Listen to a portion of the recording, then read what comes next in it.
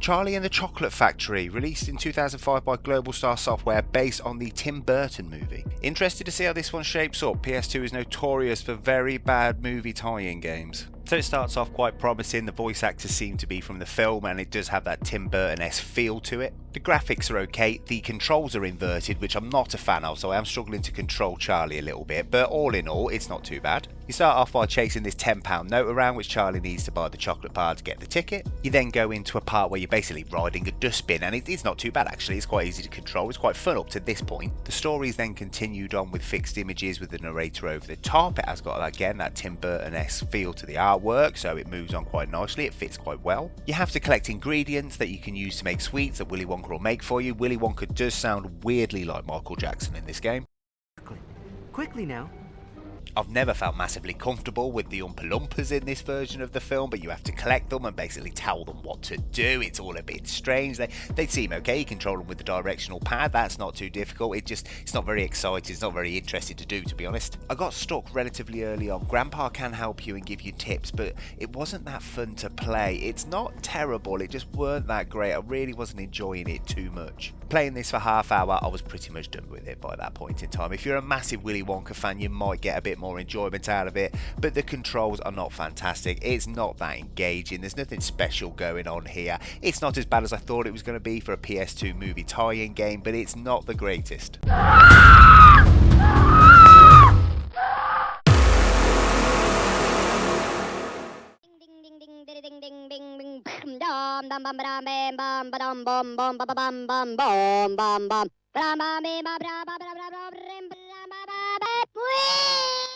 Oh, who remembers this thing? Crazy Frog Racer, featuring the Annoying Thing by Neko Entertainment, released in 2005. This thing, back in the early 2000s, was massive. When mobile phones first started taking off, this is just something everyone had on their phone. It's a blatant cash-in. It's a terrible game. Let's not mess around straight from the go. It's a kart racer with absolutely no quality to it whatsoever. You've got the Annoying Thing, which obviously does his thing and doesn't actually sit on a bike. He just makes the noise of it. All the other characters I have never, ever seen back in the day or ever since. So you've basically got a single player kart racer, and the whole thing about this game is he just makes that noise constantly.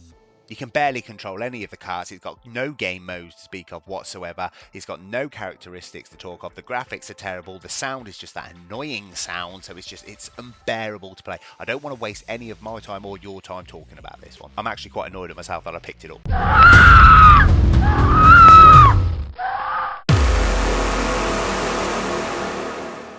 EA Sports. It's in the game.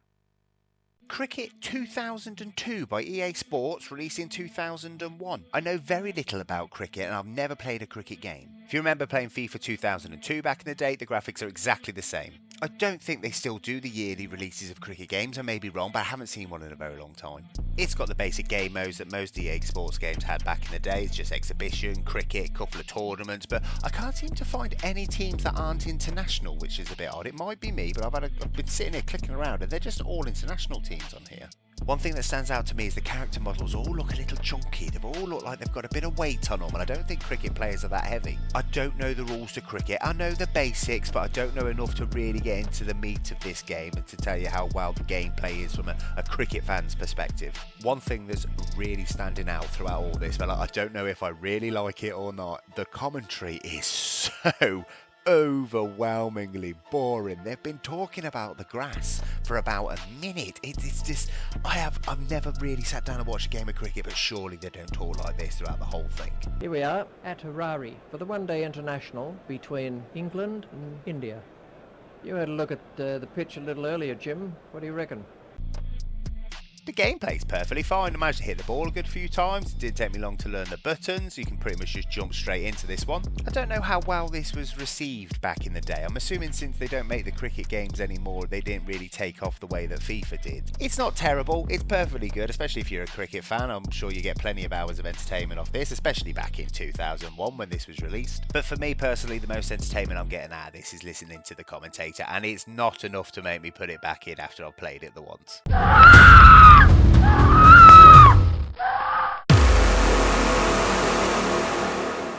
Dodgeball by 505 Game Street in 2005. This is one of those games that you look at the front cover and you think to yourself, that looks absolutely terrible. Is it even worth putting in the console? And then you put it in the console and you're pleasantly surprised. First thing I'm pleasantly surprised about is the art style on the characters. They're made with this anime style and they look fantastic. They really pop out the screen. You pick a team based on a country. There's places like England, America, Japan, Greece, Germany and Norway to get you started. And that's where there's another nice surprise here, because each country's team is based on that country's history or mythology. So for example, England is King Arthur and Knights of the Round Table. Greece has Greek philosophers, people like Pythagoras and Homer.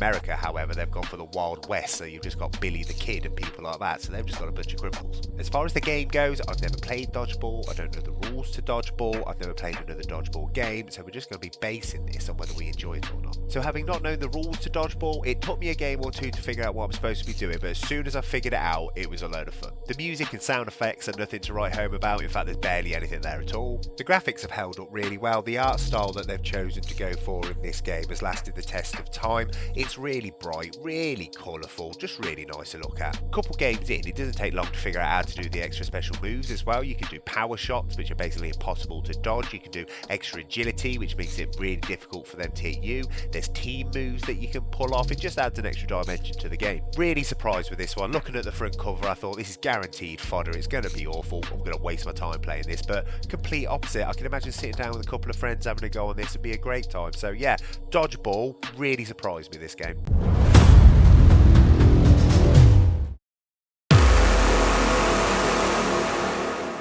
Downtown Run, made by Ubisoft back in 2003. This is an odd one. It's sort of a mix between a kart racer and like a driving simulator like Gran Turismo. The cars are all everyday road cars. You've got Peugeots, Fords, Audis, Mitsubishis, all these cars you can pick up for pretty much a grand these days, which is quite nice actually. It's quite entertaining to play with the cars that you see driving down your road every day. You can race around some of the large cities in the world. There's Rome, Lisbon, Paris, New York. The graphics aren't fantastic. You can't really tell where you are. The graphics of the car, they haven't aged very well. You can pretty much tell what they're supposed to be if you give yourself a couple seconds and have a little think, but they're not fantastic. So obviously you start off by having to win tournaments and races to a lot more vehicles. That's pretty standard. You start off with a Peugeot 308 and a Volkswagen. You've got to work up from there. The controls are not the best. The car's actually quite difficult to control, especially around corners. There's a couple of times where you go just a little bit too fast and all of a sudden you're facing the wrong way down the track. Other cars don't really get in your way too much, and again it's got this kart racer feel where you can collect power-ups as you go around. Again, the usuals, boosters, oil slicks, the basic sort of things that you'd expect in a kart racer,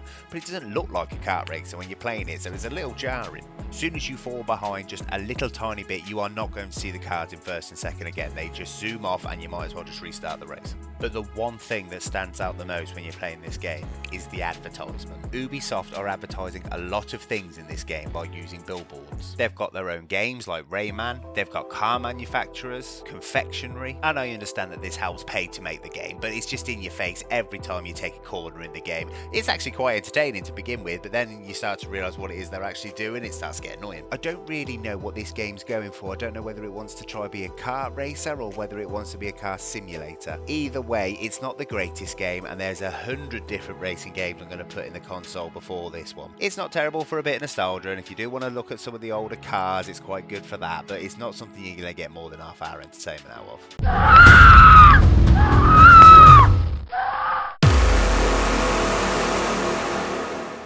Dog's Life, made by Frontier in 2003. This is another one of those games where I looked at the front cover and thought, what could this possibly be about? And as soon as I put the game in, I started to realise, yeah, it's a bit of a weird one, this one. So you play as Jake, the dog, and it starts off with a cutscene, which isn't too bad, really. It's held up okay, considering it was from the early 2000s. The graphics ain't terrible on it, but he starts by farting to kill a butterfly.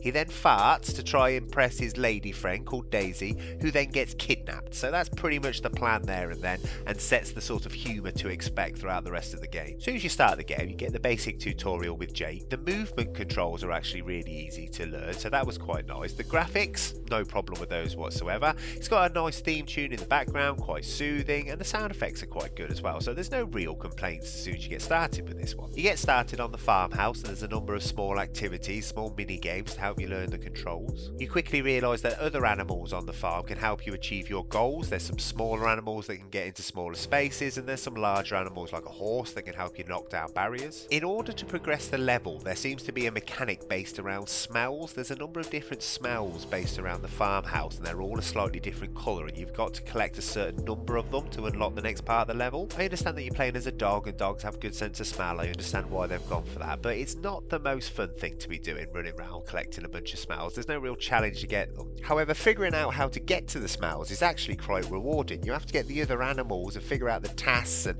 how they get to them and which animal you need to unlock certain doors and areas. It's quite challenging, but not too much. There's a good balance of it, so that part of the game so far has been really enjoyable for me. For me, Dog's Life has a little bit of the uncanny valley to it. It's not a game that you see too much these days, being able to play as a dog, and that side of it has been done really well.